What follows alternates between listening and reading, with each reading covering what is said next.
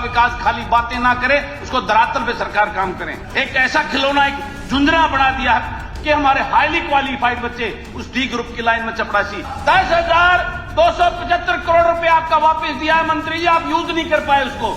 यह बड़ा दुर्भाग्य है। यह सरकार गरीब का सिर्फ शोषण करके 5 किलो अनाज पे उनकी वोट लेने में तुली है। उनको उस तंत्र से बाहर निकालने की चर्चा क्यों नहीं करी? मैं सदन का ध्यान दिलाना चाहता हूं कि सरकार बड़े बड़े दावे करती है, सबका साथ सबका विकास। मैं पिछले 4 साल से अपने महम के लिए गर्ल्स कॉलेज की डिमांड कर रहा हूं, हॉस्पिटल की डिमांड कर रहा हूं। मेरे महम शहर की जर्जर हालत, सीवरेज की, पानी सिस्टम की, एक एक हफ्ते में पानी आता है मेरे महम शहर के अंदर। ये सबका साथ सबका विकास का वो है।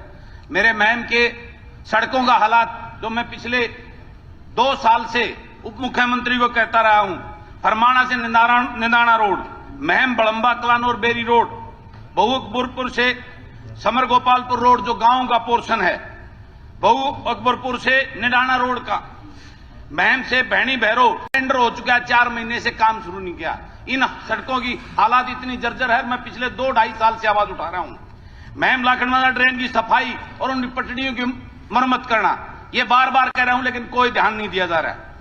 मैं सदन का ध्यान देना चाहता हूं कि ये सबका साथ सबका विकास खाली बातें ना करे, उसको धरातल पे सरकार काम करें। उसके बाद अध्यक्ष महोदय, उपाध्यक्ष महोदय, मैं आज बेरोजगारी जो सबसे बड़ी समस्या बन गई है इस प्रदेश की, सरकार 2 लाख से ज्यादा पद खाली पड़े हैं, लेकिन सरकार की मंशा नहीं है। सारे जो सीईटी के पेपर थे वो 61 ग्रुपों के पेपर आज कोर्ट के स्टे की वजह से, पैरवी ना करने की वजह से, आयोग के द्वारा ढीला रवैया होने की वजह से, कोर्ट की फीस ना भरना, बार बार टाइम मांगने की वजह से 61 ग्रुपों के पेपर जो है ना वो स्टे में लटके बैठे हैं। अनेकों जो है ना सीईटी, आईआईटी के इंस्ट्रक्टर की ज्वाइनिंग रुकी है, टीजीटी की जो है ना 7400 उनकी वो ज्वाइनिंग रोकी पड़ी है। ये हालात आज हमारा बेरोजगार ऐसी दशा से जूझ रहा है कि सरकार उसकी प्रति कोई वो नहीं, जवाबदेही नहीं है। सिर्फ डी ग्रुप का हवाला देकर हमारे हाईली क्वालिफाइड बच्चों को डी ग्रेड करने के लिए उनको चपरासी की लाइन में खड़ा कर दिया। ये सबसे बड़ा दुर्भाग्य है इस प्रदेश का, जो बड़े बड़े दावे करती है सरकार। अगर हम आगे जा रहे हैं, आज डी ग्रुप एक ऐसा खिलौना, एक झुंझुना बना दिया कि हमारे हाईली क्वालिफाइड बच्चे उस डी ग्रुप की लाइन में चपरासी, आज वो जो पहले लगे हुए हैं वो शोषण हो रहा है उनके साथ में। तो एक एमए एमटेक बच्चा अगर चपरासी बनेगा, उसकी हर रोज मृत्यु हो रही है। वो आज मजबूर आत्महत्या करने, अनेकों केस हरियाणा की सरकार के उसमें आ चुके हैं। उसके बाद अभी भाई अरुण ने बताया कितना बड़ा अपराध बढ़ रहा है, उसकी मेन वजह है हमारी पुलिस का डिमोरलाइज होना, पुलिस में कर्मचारियों की कमी होना, उनको अच्छा वेतन ना मिलना। जो सरकार ने दावा किया था उनको हरियाणा, पंजाब के, हिमाचल के और चंडीगढ़ के बराबर जो वेतनमान हरियाणा पुलिस को देंगे और उसकी कर्मचारियों की पूर्ति करेंगे, वो कमी की वजह से और कम सैलरी होने की वजह से आज हमारा पुलिस विभाग डिमोरलाइज है। सरकार अनेकों दबाव से उनसे गलत काम, ठीक काम सब करवाती है, लेकिन उनका ध्यान देने की तरफ सरकार का वो नहीं है, जिसकी वजह से अपराध बढ़ता जा रहा है। वो अपनी पूरी ईमानदारी निष्ठा से अपनी ड्यूटी नहीं कर पा रहे, जिसकी वजह से ये सारी चीजें सामने आ रही हैं। उसके बाद मैं पोल्ट्री फार्म की जो पॉलिसी केंद्र सरकार की है, मैं सरकार से कहना चाहता हूं, जब आपकी सरकार है केंद्र में, तो स्टेट में वो पोल्ट्री फार्म की कॉन्ट्रैक्ट की पॉलिसी को लागू क्यों नहीं कर रही सरकार? इसके पीछे सरकार की क्या मंशा है?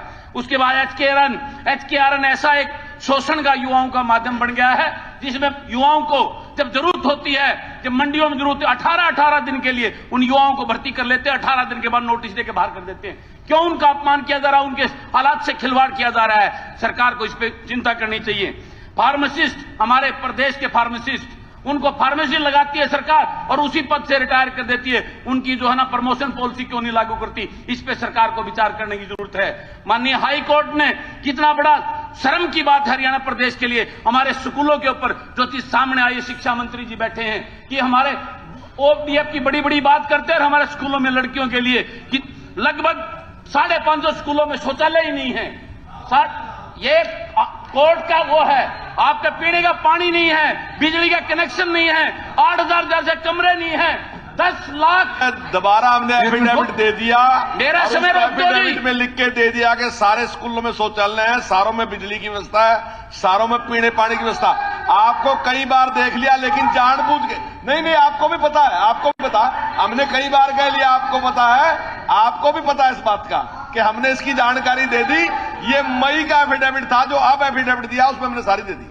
ये कोर्ट का वो करे 10,275 करोड़ रुपए आपका वापस दिया है मंत्री जी, आप यूज नहीं कर पाए उसको। ये बड़ा दुर्भाग्य है। आप शराब माफियाओं का आतंक, यमुनानगर अंबाल में 20 से ज्यादा लोगों की मृत्यु होना, ये अपने आप में बहुत बड़े शर्म की और दुख की बात है। आज किसान खाद की लाइन में खड़े हैं, उनको खाद नहीं मिल रहा है। खाद मिलता है तो धक्के से दूसरी चीजें उनको तोपी जा रही हैं। इस बात के लिए सरकार क्या कर रही है? बड़ी दावे करती है, धरातल में कुछ नहीं। मनरेगा मजदूर जो एक रीढ़ की हड्डी है, उनको क्यों काम प्रॉपर नहीं दिया जा रहा? क्यों उनको मान दो 600 रुपए नहीं दिया रहा? ये सरकार गरीब का सिर्फ शोषण करके 5 किलो अनाज पे उनकी वोट लेने में तुली है। उनको उस तंत्र से बाहर निकालने की चर्चा क्यों नहीं करी? ये बड़ा चिंता का विषय है। माननीय उपाध्यक्ष महोदय, सरकार से मेरी विनती है, इनके ऊपर फरमाए और इसके ऊपर कार्रवाई करने का काम करे।